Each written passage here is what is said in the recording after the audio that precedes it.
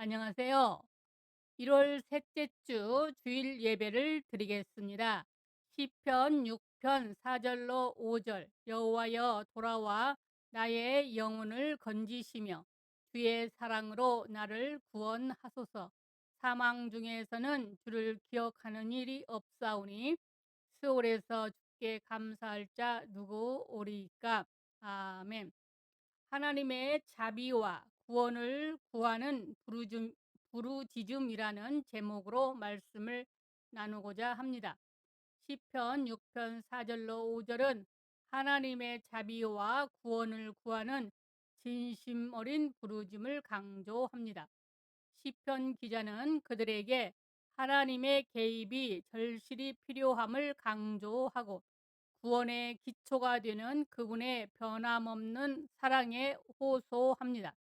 이 구절은 하나님의 찰나이며 오직 이 생에서만 우리가 적극적으로 하나님의 선하심을 찬양하고 간증할 수 있음을 상기시켜 줍니다. 영적으로 이 구절은 신자들에게 고난의 때와 하나님의 자비를 구하고 그분의 구원의 은혜를 반영하는 방식으로 살며 모든 기회를 활용하여 그분께 영광 돌릴 것을 요구합니다. 신앙은 살아있는 믿음이 항상 작동되어야 합니다. 그러나 그 살아있는 신앙은 아픔을 언제나 수반합니다. 거듭나서 새로운 피조물이 된 사람은 옛 자아와 새로 지음받은 내가 늘 싸우기 때문입니다. 육신의 생각이냐 영의 생각이냐 로마서 8장 6절 끊임없는 전투가 일어납니다. 우리 안에서 속사람과 겉사람이 투쟁을 하기 때문에 항상 마음이 편치 않습니다. 나병이 무서운 것은 손이 뭉그러져도 통증이 없는 것입니다. 그러므로 성경에서 나병 환자는 죄인의 상징이 됩니다. 사망에 대한 고통이 없습니다. 죄를 짓지 말아야지 하고 싸우는 사람은 아직 죄인입니다. 그러나 그리스도 안에 의롭게 된 사람은 죄의 삭시 사망인 줄 알기 때문에 그 동네에 건너가기 싫어합니다.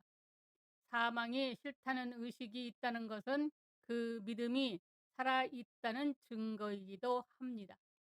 잠자는 신앙은 사망과 음부가 정체를 숨기고 자기 안에 자리 잡고 있음에도 무탈하기만 하면 평안하다, 안전하다 할 수 있습니다. 잘못하면 무감각한 신앙생활이 되게 되고 맙니다. 구원은 자기를 알고 하나님을 알아야 실제적인 구원의 효력이 나타납니다. 그러기에 항상 하나님 말씀 앞에서 경외감으로 내시처럼 긴장하고 있어야 합니다. 시편 6편을 보면 다윗이 사단의 미혹의 실체를 발견한 사람입니다. 사망과 음부가 자신 속에 있음을 발견했습니다. 사망과 음부는 우주의 블랙홀과 같이 기도나 찬송, 감사와 사랑을 다 빨아들이고 어두움과 절망만 쏟아냅니다. 시기나 다툼과 살인, 분쟁 등 마이너스 발상을 하게 합니다. 사실 이와 같은 어두운 그 자체는 이미 하나님의 진노 아래 있는 것입니다. 그래서 다윗은 이 기가 막힌 웅덩이에서 구원받기 위해 부르짖습니다. 원수는 우리 안에 있습니다. 아담의 타락한 형상에 의한 성품과 습관입니다. 우리는 이를 고쳐달라고 부르짖어야 합니다. 그건 죄성과 악성과 도끼입니다. 다윗은 시편 6편 2절로 3절 이것 때문에 뼈도 떨리고 영혼이 떨린다고 고백합니다. 그러므로 나의 영혼을 건져달라고 간절히 호소합니다. 내 속에 있는 나의 원수부터 나의 영혼을 구원해 주셔서 간구하는 것입니다. 예수 그리스도의 겟세마네의 기도가 그 본입니다.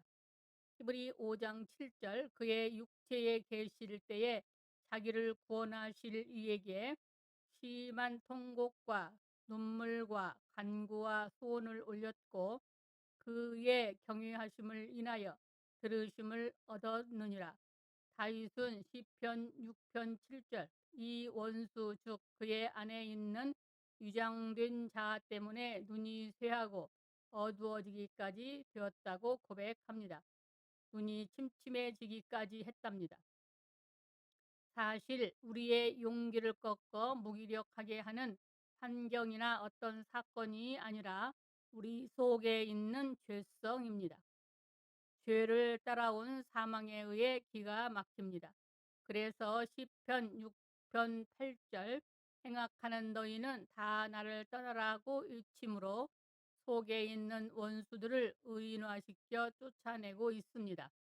그리스도께서 우리 밖에 계실 때는 병을 낫게 하시는 표적을 구하지만 그리스도께서 우리 안에 계시는 순간부터는 우리 안에 계시는 그리스도의 생명으로 밀어내야 합니다. 시편 51편 17절 여호와께서 내 울음소리를 들으셨도다 곡성을 들으셨습니다. 우리의 상한 심령과 애통하는 기도가 하나님께 상달될 때에 이 원수가 떠나갑니다. 그래서 시편 6편 6절 다윗은 밤마다 침상을 눈물로 띄우며 요를 눈물로 적셨습니다. 얼마나 울었으면 눈까지 침침해졌다고 말하겠습니까? 이와 같이 마태복음 5장 4절 애통하는 기도를 성령은 위로하십니다. 구원받은 하나님의 자녀라 할지라도 그 안에 있는 옛사람이 집요하게 원수 노릇을 한다는 점을 알아야 살아있는 신앙이 됩니다.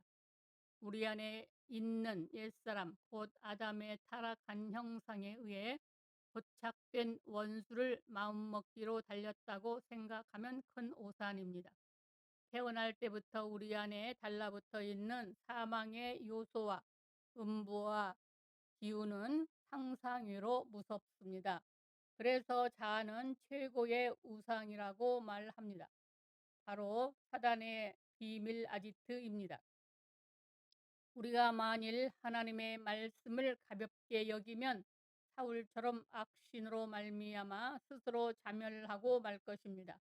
그래서 로마서 1장 28절 성실한 마음은 그 마음에 하나님 두기를 싫어하는 인간이 스스로 망할 짓을 찾아 하는 것을 말합니다.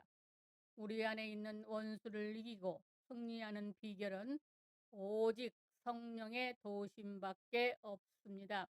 로마서 8장 2절 그리스도 안에 있는 생명의 성령입니다. 성령의 역사는 믿음으로 세례 침례의 참 의미를 묵상하면 나타납니다. 그리스도와 함께 죽었다가 다시 산 자로 계산하는 순간에 중생과 회개와 의와 거룩함이 한 덩어리로 회복이 되어 성령이 감동하시기 시작하는 것입니다. 믿음은 우리를 믿고 가질 수 있지만 세례는 하나님이 예수 그리스도의 십자가의 죽으심과 다시 사심을 통해 우리에게 베푸시는 신기한 능력을 얻는 유일한 비결입니다.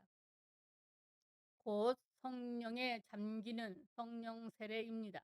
그러므로 다윗이 이 터널을 지나갔음과 같이 그리스도인들 또한 통역과 같이 한 번은 제대로 통과해야 합니다. 이 영적인 회개를 통해 하나님의 능력에 붙잡힌 주의 종이 됩니다. 드디어 날마다 반복해서 그리스도의 십자가의 도를 자신에게 적용할 때에 그리스도의 생명이 나타나게 됩니다. 그로 인해 주의 십자가를 항상 짐으로 주의 생명이 내 몸에 나타나고 살아 있으므로 그 십자가의 나를 넘김으로 주의 생명이 우리의 육체까지 나타나는 체험을 하면서 살아가게 됩니다. 고린도후서 4장 10절로 11절 말씀은 살아있는 믿음입니다. 시편 6편 4절로 5절을 묵상하면서 하나님의 자비가 우리 희망의 다시라는 사실을 기억합시다. 우리가 약하고 절망하고 불확실한 순간에 우리는 우리를 지탱하고 구원하시는 그분의 변함없는 사랑을 신뢰하면서 그분에게까지 의지할 수 있습니다. 우리의 삶은 하나님께 영광을 돌릴 수 있는 소중한 기회이며 그분의 자비를 우리가 그분의 은혜를 증거하며 새로운 목적을 갖고 살도록 초대합니다. 우리 마음을 완전히 항복하고 매일 그분의 임재를 구하고 숨쉬는 동안 그분의 선포하심을 선포해야 합니다. 우리가 믿음으로 걷는 동안 그분의 변함없는 사랑이 우리를 인도하고 지지해 주실 줄 믿습니다. 하나님 아버지 말씀을 듣는 아버, 아버지의 자녀들에게 복의 복을 주실 줄 믿고 감사합니다. 우리 주 예수 그리스도의 이름으로 사랑하고 축복합니다. 아멘.